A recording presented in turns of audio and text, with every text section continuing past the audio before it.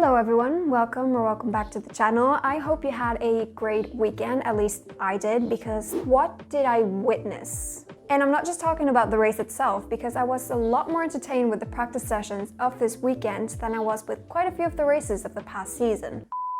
Needless to say, I was pleasantly surprised by the Dutch Grand Prix, and I am quite sad that it is leaving the calendar very soon. And I'm really hoping that Monza is able to keep up with this post-summer break hype. But I'll be going over all of this during this video. I'll talk about my thoughts on the Dutch Grand Prix and what happened, go over my predictions, which, spoiler alert, I was very wrong. And of course, what to look forward to during the Italian Grand Prix, and hopefully my predictions will not suck.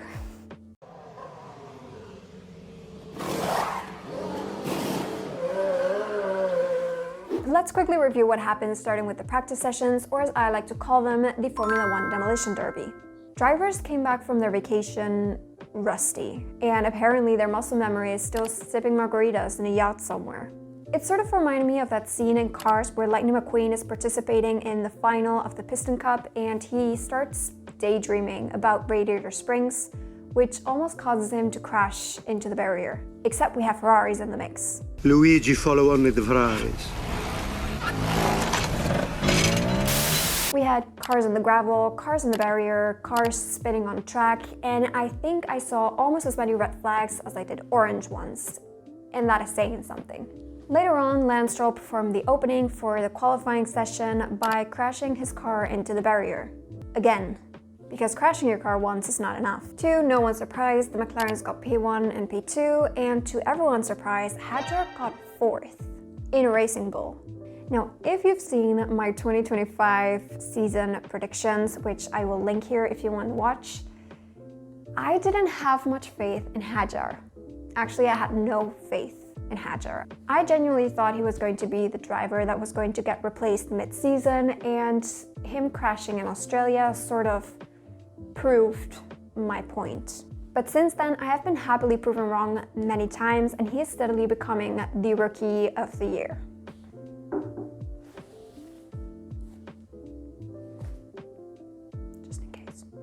Then the Sunday race came along, and it was not Ferrari's day, to say the least.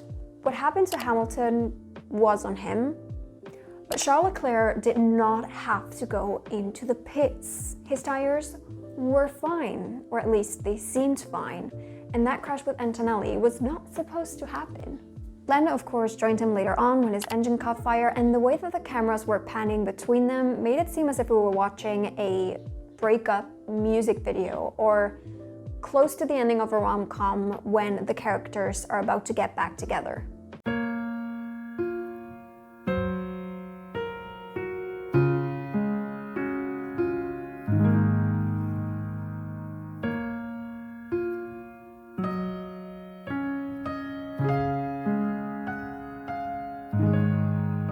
It was quite cinematic and depressing. Oh, and remember Stroll, who crashed in practice sessions and in qualifying, meaning that he was going to start last on the grid? Yeah, he finished 7th, above his own teammate Fernando Alonso. I don't think I saw him at any point on the broadcast, which seems to be his thing this season. He qualifies horribly and then ends the race in 6th and 7th place, with everyone wondering how he got there because he was never shown on the broadcast. But of course, good for him. But going back to what happened to Lando, the internet seems to have gone crazy. Some people think that he's going to drive really angry right now, and other people think that he is completely doomed and his championship is gone. But let's look at what the championship actually looks like right now, shall we? Oscar currently has 309 points and Lando has 275, which means that they have a 34-point difference. This equals to 1 DNF from Oscar, with Lando coming in 1st place because he drives a McLaren, plus 1 win from Lando with Oscar in 2nd place, which would put them at a 2-point difference. And if Lando's engine, or whatever it was, caught fire, Oscar's could as well. He is not immune to a technical failure. Another option is Lando Norris winning 5 races with Oscar Piastri in 2nd place to make it realistic, which would put Lando ahead. And given that we still have 9 races in the season, it is also very possible. Lando actually DNF'd the Canadian Grand Prix earlier this season, and he was able to catch up to the points quite quickly. All of this to say, anything could happen. The championship can change from one race to the next, and I don't think Lando is doomed at all. I think he's still very much in the race to win the championship. This is just an interesting plot twist to the story. Obviously, the highlight of this race is the Hadjar, I think is what they've been calling it. Hadjar going onto the podium for the first time in his Formula 1 career, and it's the same race that his hero DNFs. And of course, subsequently breaking the trophy, which at this point seems a rite of passage. In summary, it was a great weekend, it was a great race, and I can only hope that Monza will live up to this hype that was created after the summer break. But we have to also talk about the predictions I made. Yay! And looking at the results, I think I might be getting worse as the season goes on. So my prediction was 3rd place, Oscar Piastri, which was wrong. 2nd place, Lando Norris, which was also wrong. And 1st place, Max Verstappen, which was, of course, wrong. ChatGPT predicted 3rd place, Max Verstappen, which was wrong. 2nd place, Lando Norris, which was also wrong. And 1st place, Oscar Piastri, which, of course, was right. And Gemini's predictions were the same as mine. So 3rd place, Oscar Piastri, which is wrong. 2nd place, Lando Norris, which was also wrong. And 1st place, Max Verstappen, which was wrong. Let's just hope that I have better luck this week. Which, speaking of, welcome to the Temple of Speed, one of the oldest circuits still in use, and the track shaped like a classic Italian hand gesture. The most successful drivers of this track are Michael Schumacher and Lewis Hamilton with 5 wins each. And of course, the most successful team by far is Ferrari with 20 wins. And the current lap record is still held by Rubens Barrichello with his Ferrari.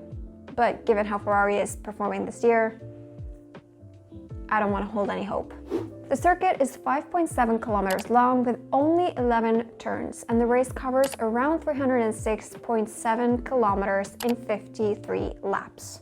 The layout itself is actually quite simple. There's 2 long straights, 2 chicanes, a couple of fast corners, and a parabolica to finish. The best overtaking opportunities are at turn 1 or the Retifilo chicane at the end of the main straights, where drivers think that they can outbrake each other, and half the time they're wrong. And turn 4, Curva Grande into Variante de la Rocha, which is another DRS zone leading into a tight chicane, and if you get it right in Curva Grande, you can send it here. But it is quite risky. There is a lot of lockups, and there is very little room for error. But the real magic at Monza is not caused by the turns or by the DRS feature, it is the slipstream. Qualifying here is not just about raw pace, but finding the perfect toe. When there's 2 cars very close to each other, the car in the front sort of punches a hole through the air, creating less drag and a speed boost for the car behind. At Monza, this slipstream can be worth 3 to 4 tenths of a second, which in qualifying 2025 is huge. Which means that in qualifying, cars are purposefully going slow, waiting for someone to be desperate enough to go in the front and everyone get the slipstream. But this also creates a very interesting team dynamic and team strategy, because during the qualifying you will see a lot of teammates giving the other one a tow through the qualifying session so that they can put in the fastest lap possible. And it's especially very useful if the 2 teammates qualify very close to each other. But now the time has come for the dreaded predictions. Given how badly my predictions are going, I'm going to allow myself to be completely delusional for this one and not go by the logical outcome. So for 3rd place, I'm going to go with Oscar Piastri. For 2nd place, I'm going to go with Lando Norris just to make the championship a little bit tighter. And for 1st place, I'm going to go with Charles Leclerc. I know it's completely delusional of me to do, but to be fair, he was doing quite well in Zandvoort up until the incident, and that was caused by a typical Ferrari strategy. I'm just hoping that being in Monza, in Italy, Ferrari ground, they will be able to be a bit smarter, wiser, because Charles is a great driver and he deserves a good strategy. ChatGPT went for Max Verstappen in 3rd place, Lando Norris in 2nd, and Oscar Piastri in 1st. ChatGPT will probably be right about this, let's be honest. And Gemini went for Charles Leclerc in 3rd place, Oscar Piastri in 2nd, and Lando Norris in first. I like that all three of us had almost completely different predictions, so at least one of us has to be right? But let me know down in the comments what your predictions for the Monza podium are, and more importantly, do you think that Ferrari will make it to the end without a meltdown in front of the tifosi, or not? We'll see. Anyways, I hope you guys have an incredible rest of the week, and I will see you all after the race. Ciao!